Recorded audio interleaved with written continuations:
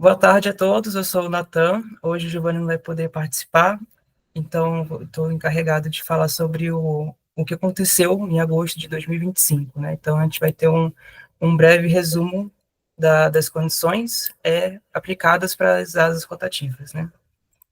Lembrando que a gente tem aqui o nosso glossário meteorológico, né, para relembrar algumas regras e nomenclaturas. Lembrando que a gente alterou ligeiramente o intervalo da visibilidade do teto, principalmente das condições IFR low, para identificar condições mais restritivas.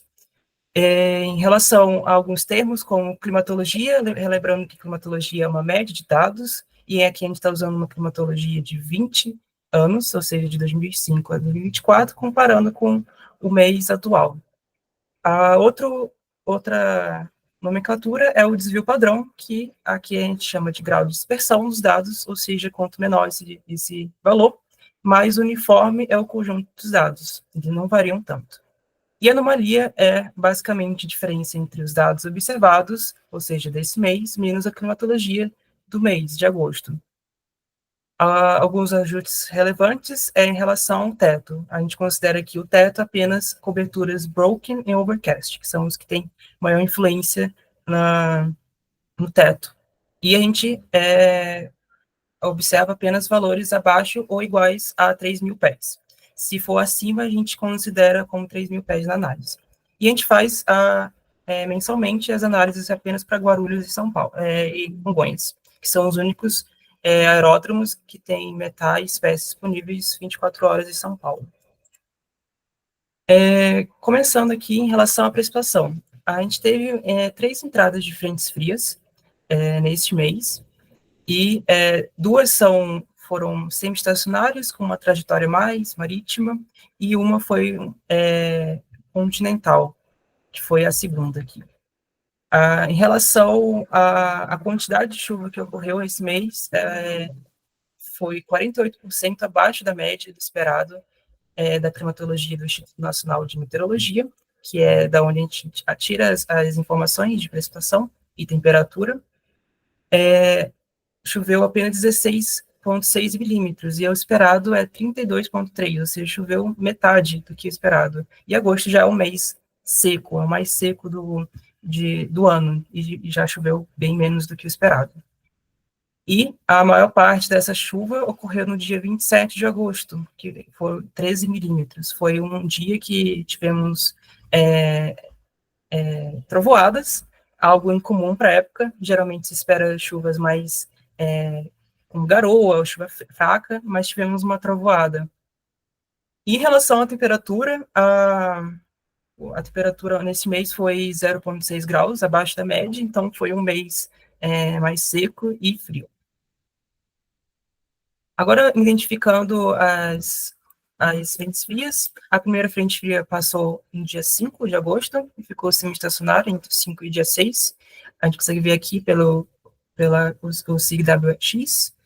A gente vê que influenciou bastante principalmente o teto em Congonhas. A gente vê aqui nas madrugadas da noite do dia 5 para a madrugada do dia 6, valores que chegaram até abaixo de 500 pés, que indica um valor de IFR, de teto. E pouca influência na visibilidade e pouca chuva, só choveu 0,2 milímetros, uma chuva muito fraca. Em relação à direção e intensidade do vento, o vento foi predominante de sul, o que é esperado de uma frente fria mais marítima, e a intensidade não teve extremos.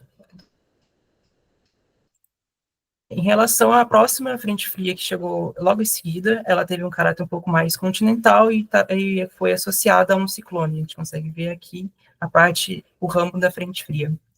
O interessante é que, inicialmente, a gente consegue ver aqui o vento, né, de nordeste, o vento pré-frontal, e a visibilidade reduzida.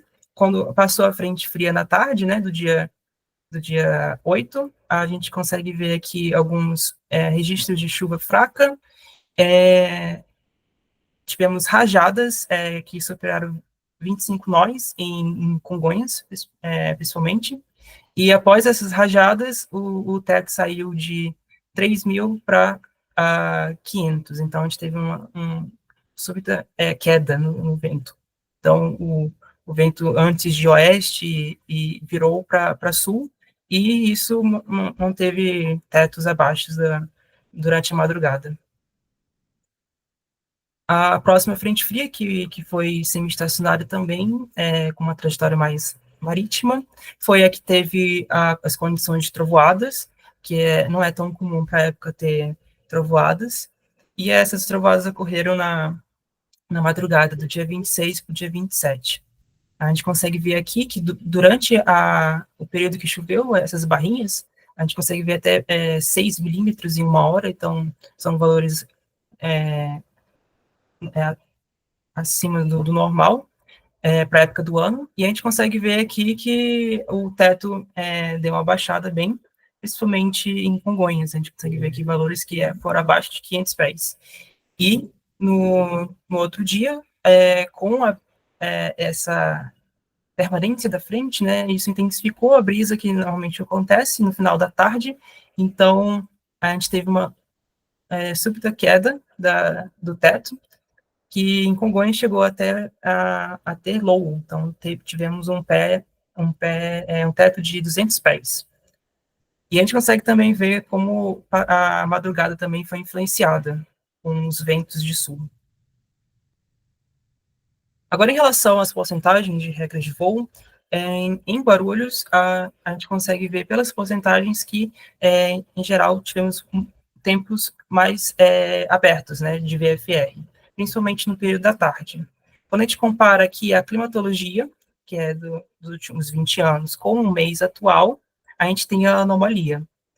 A gente vê que, em relação às regras de voo, a gente teve uma queda, principalmente no IFR low, porque quando a gente espera frequências, né, dias, desde das 5 até as 12 UTC em Guarulhos, a gente só teve em um período restrito, então só tivemos entre as 8 e as 10 UTC, então não tivemos tantos IFRs durante a madrugada quanto é esperado. E em questão de MVFR também, não tivemos tantos MVFRs no final da tarde devido à brisa. A brisa afetou mais Congonhas, que a gente vai ver no próximo slide. Em relação a Congonhas, né, também tivemos maiores períodos de VFR, uma porcentagem maior, e também tivemos queda nas outras condições de tempo. Interessante aqui o período, a frequência, né, de lows no final da tarde, que geralmente, quando a gente compara com a climatologia, a gente não espera a ocorrência, e tivemos uma ocorrência. E em questão de IFRs, se a gente for comparar com a climatologia, a gente espera pelo menos 2 dias que tem um IFR de madrugada, e tivemos 5 dias. Então, as frentes frias, elas, em geral, elas influenciaram bastante o final da tarde e a madrugada em São Paulo. Então, trazendo restrições mais para a madrugada, felizmente. Em relação à visibilidade, como esse mês tivemos uma entrada até que normal de frentes frias e não tivemos tantas condições de queimadas e fumaças para a região da metropolitana de São Paulo, então não tivemos valores de visibilidade tão baixos.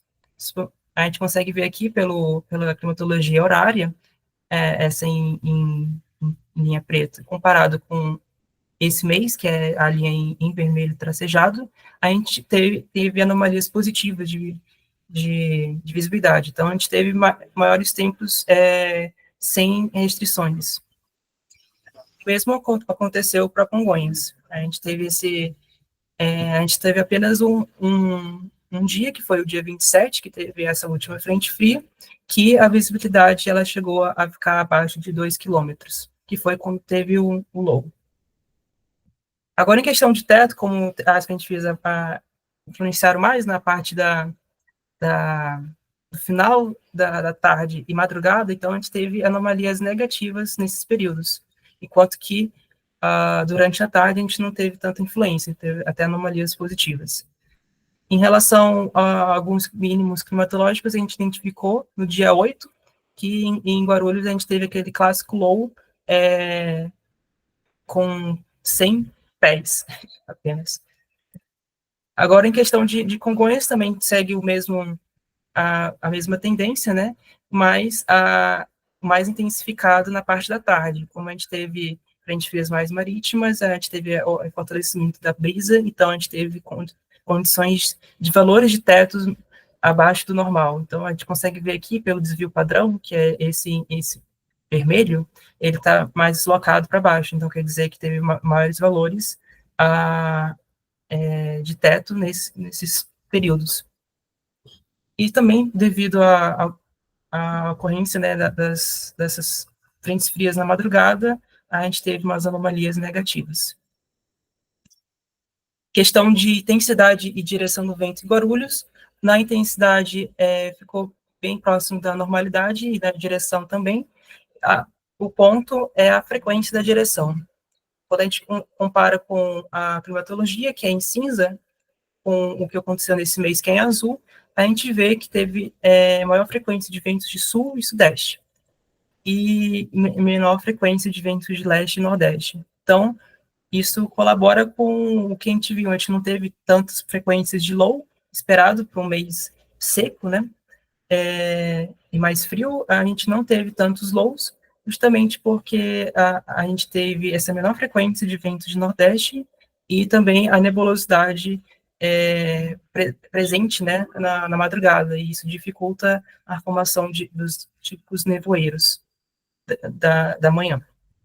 Agora, para Congonhas, como teve essas entradas mais marítimas, a gente teve uma maior frequência, né, de ventos de sul e sudeste, e também um pico, né, da brisa fortalecida. Então, a gente consegue ver aqui, né, comparando o azul com a linha azul, que é o mês de agosto, com a linha preta, que é a média, né, climatológica, a gente teve uma intensidade do vento maior no período da tarde, né, entre 19 e as 21, o terceiro. E isso favoreceu os tetos menores que a gente viu, né, nas entradas das frentes frias. Em relação à temperatura e ponto de orvalho, em Guarulhos, a temperatura ficou bem próxima da média, com exceção da parte da tarde, tem a influência também da brisa, mas não tão forte quanto Congonhas. E em questão de temperatura de ponto de orvalho, tivemos uma temperatura um pouco abaixo da média, e isso afasta, né, a diferença, né, entre a temperatura do ar e o ponto de orvalho. Então, a gente teve menos condições úmidas durante a madrugada, e isso a gente viu com a menor frequência de IFRs e lows em Guarulhos. O que não aconteceu em Congonhas. Em Congonhas, a gente teve temperatura abaixo, né, da média durante o dia e um ponto de orvalho acima da média. Então, a gente tem maior conteúdo de umidade disponível e, consequentemente, uma probabilidade de formar condições restritas, né, como IFRs e lows, principalmente no período da tarde, com a intensidade da brisa. Em relação às condições de tempo presente, com tudo que a gente viu aqui, as trovoadas, né, ficaram acima da média, algo não muito comum para o mês de agosto. Geralmente a gente espera trovoadas mais para primavera e verão. A gente teve ocorrências na madrugada. E aí, com isso, teve mais ocorrências de CBs e TCUs. E como foi um mês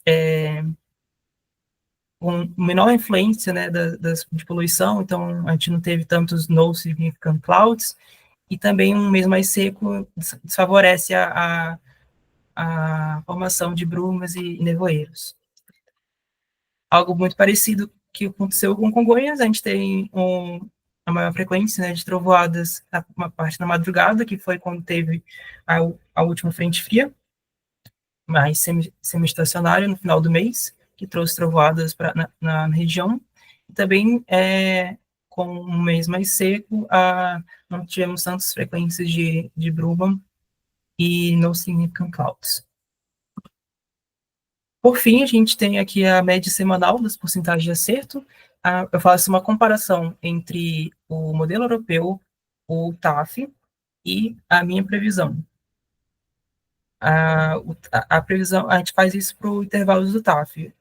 Para Guarulhos é 30 horas e para Congonhas é 12 horas. Então, a gente pega essas informações todo dia. Geralmente eu pego das 9 UTC, a previsão do TAF das 9 UTC, e comparo com o europeu e a minha previsão. Em relação aos meses anteriores, que o europeu estava tendo menor desempenho, esse mês ele teve um melhor, principalmente na primeira semana e na terceira semana. A primeira semana foi a que teve as duas frentes, né? Então ele se deu bem nessa previsão, enquanto que a gente teve uma queda do desempenho do TAF. E se repararem, a porcentagem minha, ela ficou bem próxima do europeu, e superou o europeu e o TAF na segunda semana. Agora, na última semana que teve a frente fria, que teve maior contribuição para a precipitação no mês, o modelo europeu não saiu tão bem quanto o TAF. E aí, a minha previsão foi mais parecida com a do TAF. E é isso. Obrigado pela atenção. Bons ventos, bons tempos.